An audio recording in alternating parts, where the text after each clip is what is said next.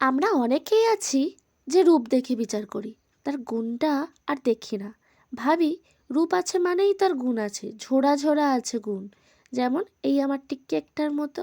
By the way, আমি তনুশ্রী চলে এসেছি নতুন একটা ভিডিও নিয়ে, মানে লং ভিডিও নিয়ে।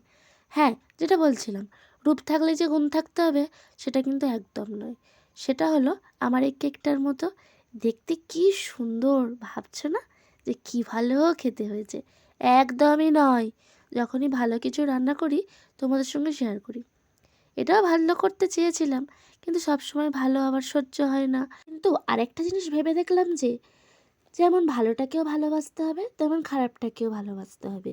কাউকে ফেরালে চলবে না।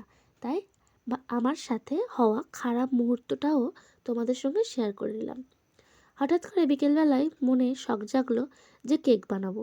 যদি বা এটা আমার বোনের আবদার, মধ্যে অনেক তনুমনো চললো। তারপর ভাবলাম না, বানিয়ে নিই। কিন্তু কেক বানাতে গেলে তো অনেক ড্রাই ফ্রুট চাই, কিন্তু আমার কাছে তো সব কিছু অ্যাভেলেবেল ছিল না। তাই আমি চলে গিয়েছিলাম আমার এক কাকিমার কাছে। উনি তো কেক বানায়। তো ওনার কাছ থেকে যেটুকুনি যা লাগবে নিয়ে এসেছিলাম। আর আমি তো সারা বাজারে ঘুরে মোরব্বা তো কোথাও পেলাম না।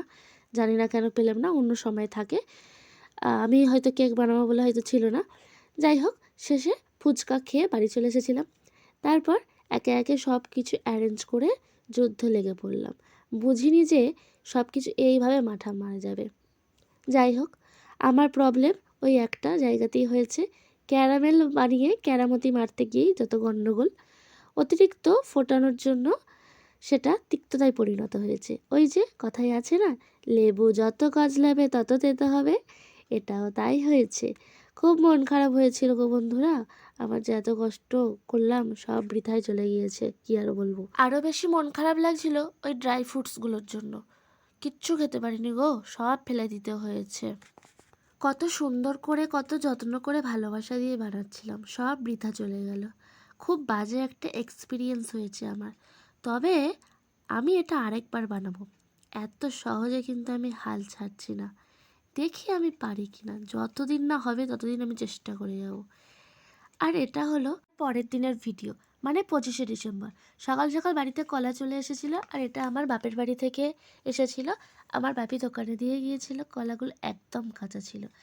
গাছে পাকাতে গেলে ইঁদুর বাদুর এসে সব খেয়ে শেষ করে দেবে, তাই আগে ভাগে পেরে নেওয়া হয়েছে। আর ওই দিন দুপুরবেলা তেমন কোনো স্পেশাল কিছু রান্না বান্না করিনি, ভেবেছিলাম করব কিন্তু করিনি। কিন্তু খারাপ কিছুও হয়নি। দুপুরের মেনুতে ছিল ফুলকপি আলু দিয়ে মাছের ঝোল, আর ছিল তেল, ওই মাছের তেল চর্বি দিয়ে পাঁচমিশালি চচ্চড়ি। পাঁচমিশালি চচ্চড়ি বলা যাবে না, ওতে কম করে হলেও 10 রকম সবজি তো ছিলই। তো দুপুরে খাওয়া দাওয়াটা পুরো একদম জমজমাট ছিল আমার কাছে।